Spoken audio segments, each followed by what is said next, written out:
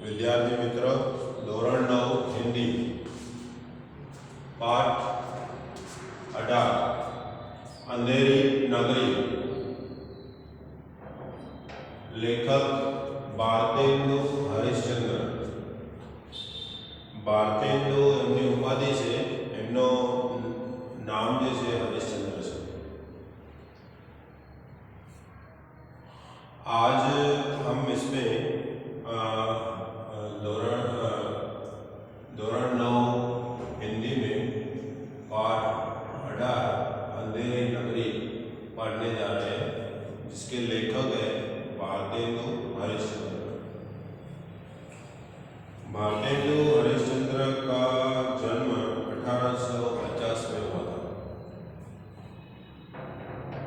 और उन्होंने 35 वर्ष की उम्र में ही 35 साल की उम्र तक 35 वर्षों तक जो उन्होंने लेखक का काम किया, उसमें बहुत सारे हिंदी साहित्य की रचना की, जिससे वो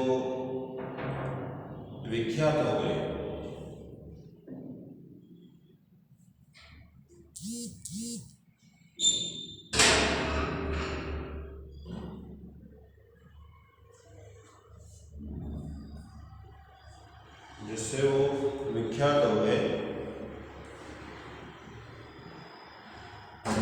भारतेंदु हरिश्चंद्र आधुनिक हिंदी साहित्य के पितामह कहे जाते हैं। भारतेंदु हरिश्चंद्र जो है हिंदी साहित्य के पितामह कहे जाते हैं। वे हिंदी के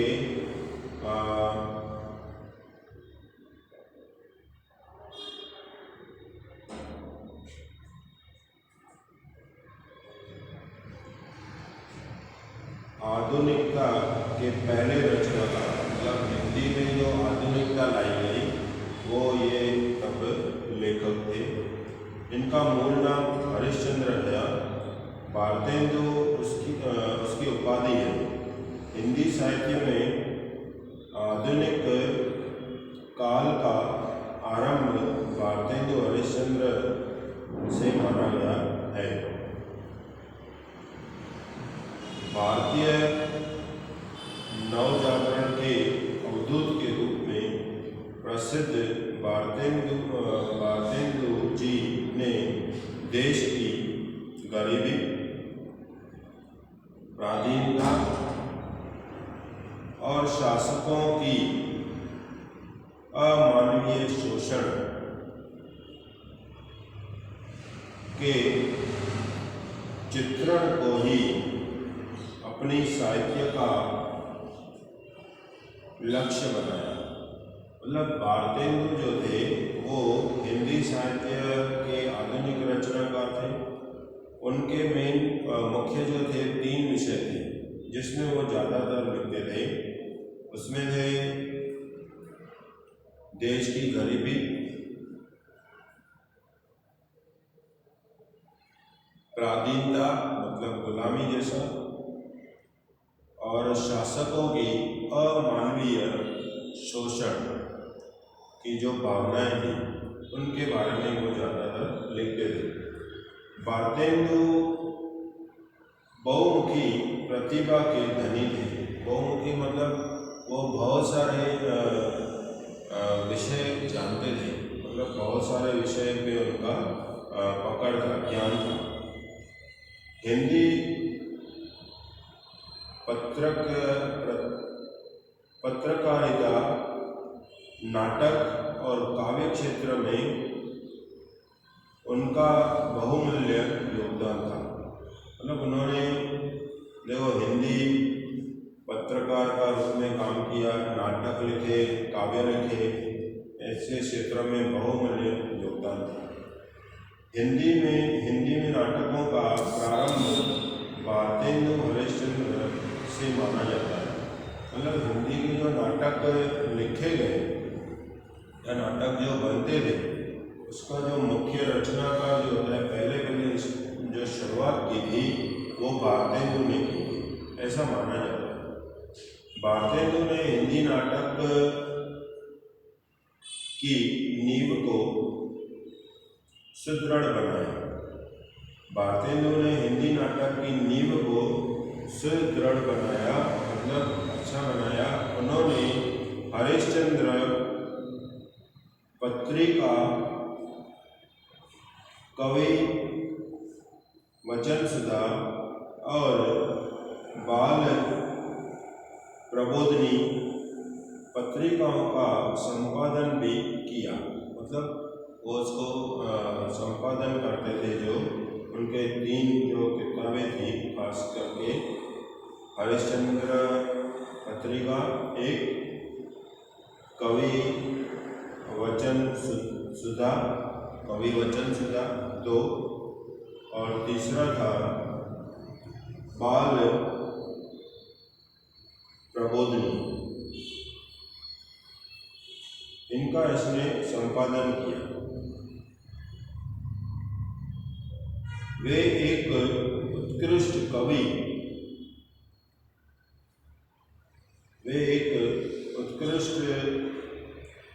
थे।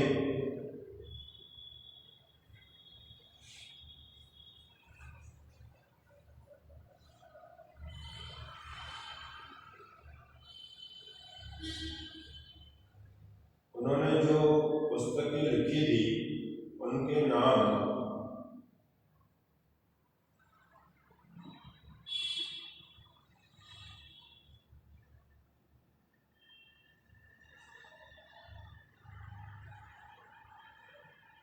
भारत दुर्दशा, सत्य हरिश्चंद्र,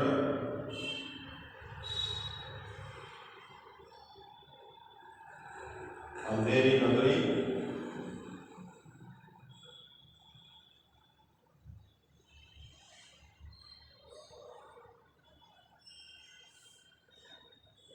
पूर्ण काश,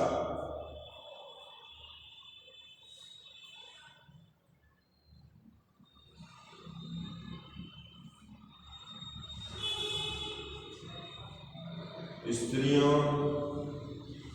की उत्पत्ति, बादशाह दर्पण जो नाट्य शास्त्र है, कश्मीर कुसुम, रामायण का समय,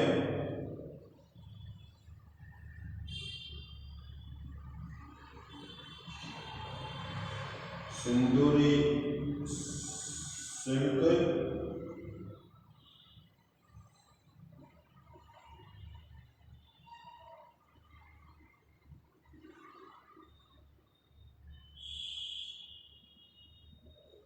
पावस कविता संग्रह काव्य आदि भारतेंदु ने मात्र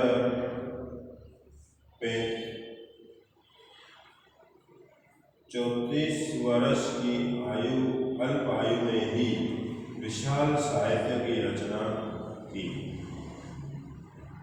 35 वर्ष की आयु में उन्होंने मात्रा और गुणवत्ता की दृष्टि से इतना लिखा, हमारी दिशाओं में काम किया, इतनी दिशाओं में काम किया कि उनका समुच्च रचना कार्य पथदर्शक बन गया। आपका महान साहित्य चक्र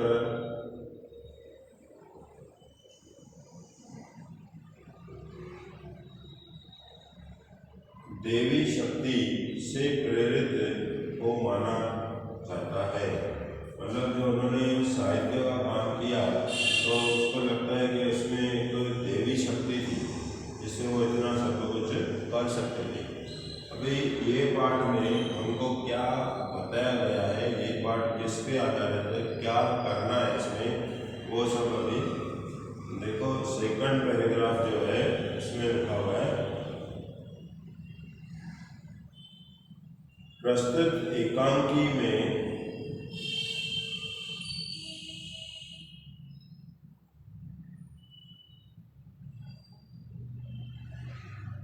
प्रस्तुत एकांकी में महंत जी हैं, इसके दो शिष्य हैं। कोई नगरी में पहुंचते हैं, यहाँ का राजा मूर्ख है और प्रजा भी मूर्ख है।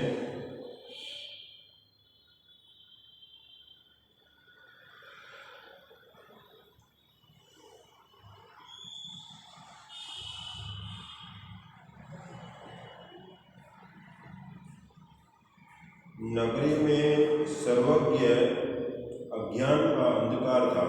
मतलब वो ऐसी नगरी में पहुंचे जहाँ पे अज्ञान ही अज्ञान था। अनुशासन रहित, विवेकहीन रहित प्रजा में किसी से प्रेम, आत्मविश्वास का नामो निशान दिखाई नहीं देता था। मतलब वहाँ की जो प्रजा थी, जहाँ पे वो महंत और उसके दो शिष्य पहुँचे थे, वहाँ की जो प्रजा थी एकदम विवेकहीन थी, अनुशासन नहीं था वहाँ पे, और किसी के प्रेम में आत्मीयता, मतलब असली जो प्रेम होते हैं इसमें आत्मीयता, मतलब आत्मा का एक भावना हो, ऐसा नहीं था, दिखाई नहीं देता था। अच्छे बुरे में अंतर भी नहीं था। अच्छा कौन, बुरा कौन, उसमें कोई अंतर नहीं था। सच और झूठ का ज्ञान भी नहीं था। बाजी का जो मूल्य था और खाजे का जो मूल्य था, दोनों समान था।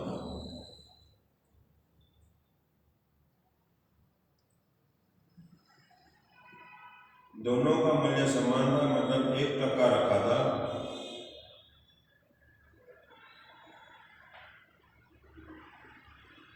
यथा राजा तथा प्रजा, कहावत के अनुसार राजा भी मूर्ख था तो प्रजा भी मूर्ख थी। ऐसे लोग अपनी मूर्खता के कारण, अपने विनाश के कारण बन जाते हैं। मतलब मूर्खता वाले जो लोग हैं अपने विनाश के कारण बन जाते हैं।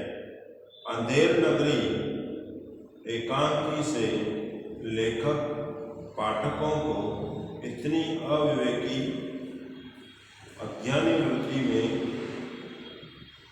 परिचित करवाकर इससे बचे रहने की प्रेरणा देते हैं।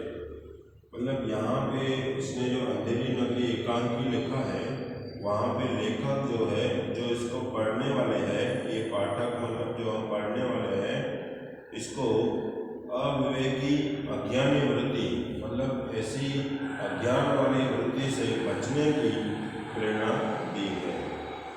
पात्र परिचय, यहाँ पे जो पात्र है, एक है महंत, दूसरा है नारायण दास। नारायण दास जो महंत के शिष्य हैं।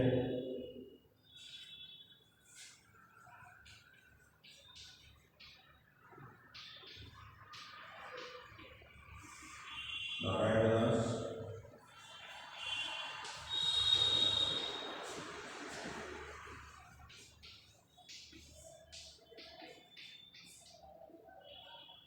महंत के शिष्य हैं।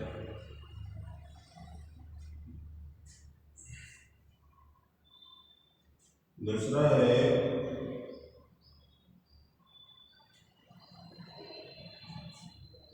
गोवर्धनचार्य, गोवर्धन दास।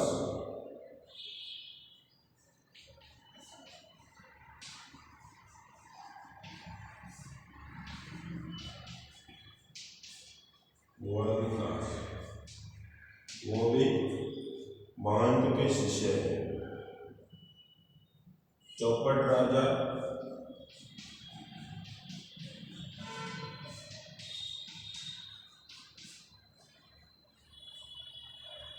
मतलब अंधेरी नगरी का राजा है।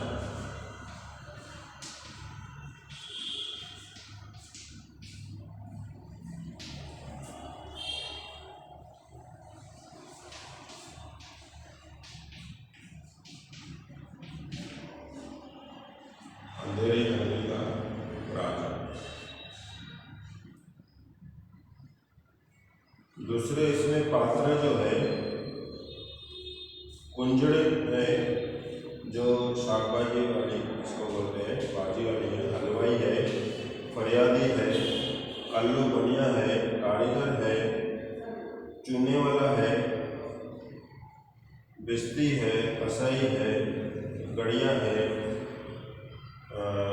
गड़रिया है, कोतवाल है, सिपाही आदि इसके मुख्य पात्र हैं।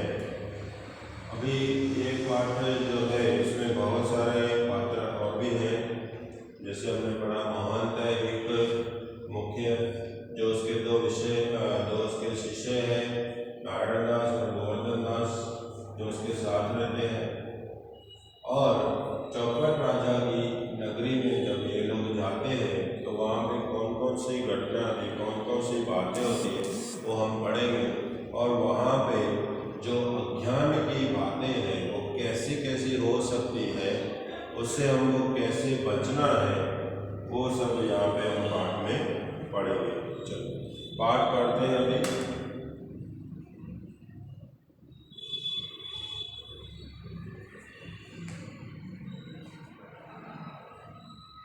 प्रस्थान, शहर से शहर, शहर से बाहर सड़क, महंत जी और दो चेले बातें कर रहे हैं।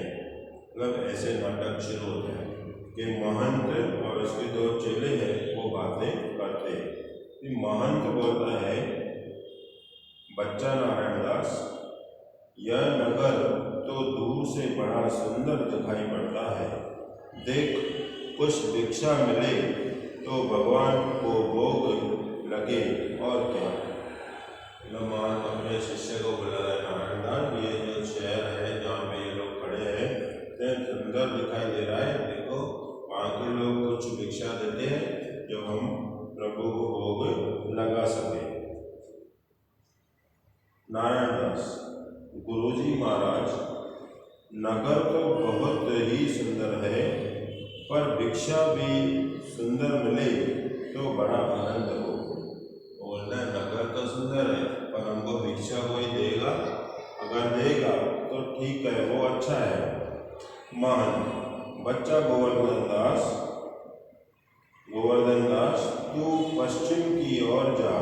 नारायण दास, तू पूर्व की ओर जाएगा।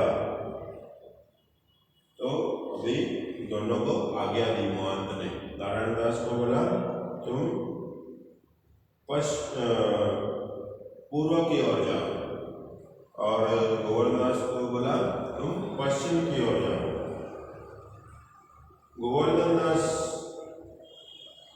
वहाँ पे एक कुंजड़न है, उससे बोलता है, क्यों बाजी क्या भाव।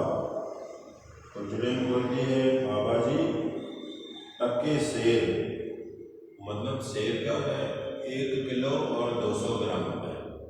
तो 1 किलो 200 ग्राम मतलब इसको हम बोलते हैं सेर।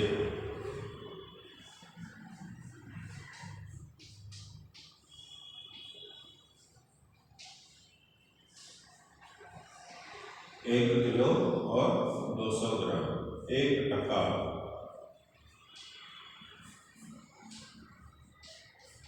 एक टका मतलब पुराना पैसा।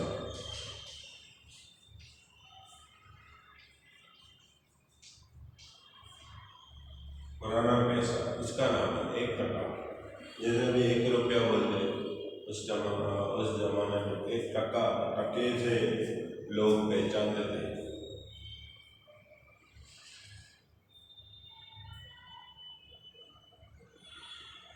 एक टके से गोवर्धन दास, सब बाजी टके से, वाह वाह बड़ा आनंद है, यहाँ सभी चीजें टके से है। क्यों भाई, मिठाई क्या भाव है। हलवाई बोला टके से। अभी वो कुंजड़न के पास बोला कि यहाँ तो बहुत आनंद है, सब चीजें जो है और फिर बोला चलो दूसरी दुकान में, तो हलवाई के पास में दुकान थी, तो हलवाई से बोला कि कितने का भाव है मिठाई का। तो मिठाई बोला जो हलवाई है वो बोल रहा है टके से, वो भी ऐसा बोल रहा है टके से।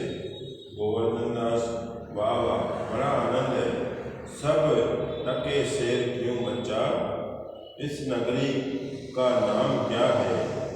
हलवाई बोला अंधेरी नगरी, मतलब वो हलवाई को बोलता है कि सब टके शेर है, बाजी भी टके शेर और हलवा जो मिठाई है वो भी टके शेर, तो सब टके शेर है, तो ये नगरी का नाम क्या है। तो हलवाई इसको नाम बता रहा है अंधेरी नगरी, ये नाम बता रहा है अंधेरी नगरी। गोवर्धन दास और राजा का नाम क्या है। तो हलवाई बोलता है चौपट राजा, राजा का नाम क्या है, चौपट राजा। गोवर्धन दास वाह वाह, अंधेरी नगरी चौपट राजा, टके शेर बाजी टके शेर खाजा। तो आज भी ये कहावत जो है हम बोलते हैं कि जहाँ पे सब चीज़ें सस्ती होती है तो वहाँ के शहर के लिए हम ऐसा बोल सकते हैं टके शेर सब्जी और टके शेर खाजा। पर अंधेरी नगरी चौपट राजा जब हम बोलते हैं तो इसका मतलब होता है कि जो राजा है उसको कुछ मालूम नहीं पड़ता है कि वो कैसे व्यवस्था करें, कैसे बंदोबस्त करें। इसके लिए कोई लोग ऐसा भी बोलते हैं कि अंधेरी नगरी चौपट राजा। और समझो कोई हम देश में गए तो सब देशवासी जो है, वहाँ के देश के जो वासी है, सब ऐसी बातें करते हैं जिसमें कुछ अज्ञान भरी बातें होती हैं और हमको वो समझ में नहीं आती। तो हम ऐसा बोल सकते हैं कि जैसे प्रजा वैसा राजा, या तो ऐसा बोल सकते हैं जैसा राजा वैसी प्रजा, उल्टा भी बोल सकते हैं। तो यहाँ पे गोवर्धन दास बोलता है वाह वाह, अंधेरी नगरी चौपट राजा, टके शेर बाजी टके शेर खाजा। हलवाई तो बाबा जी कुछ लेना हो तो ले ले, हलवाई को बोलते हैं, हलवाई बोलता है कुछ लेना है। गोवर्धन दास जी बच्चा भिक्षा मांग कर 7 पैसा लाया हूँ, 3.5 शेर मिठाई दे दे।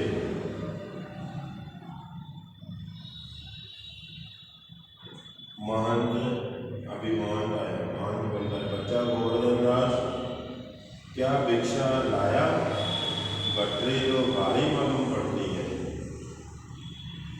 तो गोवर्धन दास बोला गुरुजी महाराज 7 पैसे भीख में मिले थे,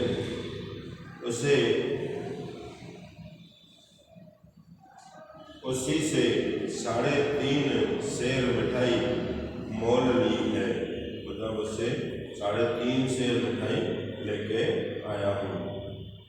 बच्चा नारायण दास ने मुझसे कहा, महंत बोलता है बच्चा नारायण दास ने मुझसे कहा था कि यहाँ सब चीज़ें टके शेर मिलती हैं और मैंने उसकी बात पर विश्वास नहीं किया। बच्चा यह कौन सी नगरी है, इसका राजा कौन है, यहाँ टके शेर बाजी और टके शेर खाजा मिलता है। गोवर्धन दास बोले ये अंधेरी नगरी है, अंधेरी नगरी है, राजा का नाम चौपट है, चौपट राजा है, और टके शेर बाजी टके शेर खाजा है। महंत बोला तो बच्चा ऐसी नगरी में रहना उचित नहीं है, मतलब वहाँ पे बोला यहाँ पे रहना उचित नहीं है जहाँ टके शेर बाजी और टके शेर खाजा मिलता है।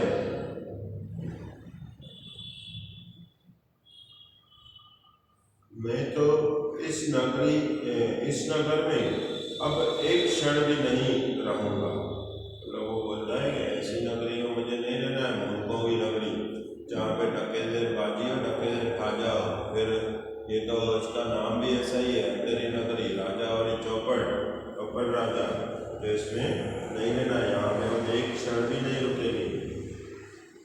तो महंत बोला कि गोवर्धन दास बोला, गुरुजी मैं तो इस नगर को छोड़कर नहीं जाऊंगा, और जगह जगह दिन ब दिन मैं मांगो तो भी पेट नहीं भरता, मैं तो यहीं रहूँगा। तो मान बोलता है, देख मेरी बात मान, नहीं तो पीछे पछताएगा। मैं तो जाता हूँ, पर इतना कहे जाता हूँ कि कभी संकट पड़े तो याद करना। तो मतलब वो गोवर्धन दास जो है, उसका जो शिष्य है, वो बोलता है मैं तो यही रहूँगा, मुझे तो यहाँ पे बहुत सस्ता मिलता है, दूसरी जगह में जाता हूँ तो बहुत महंगा महंगा होता है, तो वहाँ पे महंगा महंगा होता है तो मेरा तो पेट नहीं भरता है, और यहाँ पे तो पेट भर जाता है, तो मैं यहीं रहूँगा। तो महंत उसको बोलता है कि यहाँ पे तू रह, पर यहाँ पे रहेगा तो पछताएगा, पर कुछ तकलीफ हो तो बोलता है कि मुझे याद करना।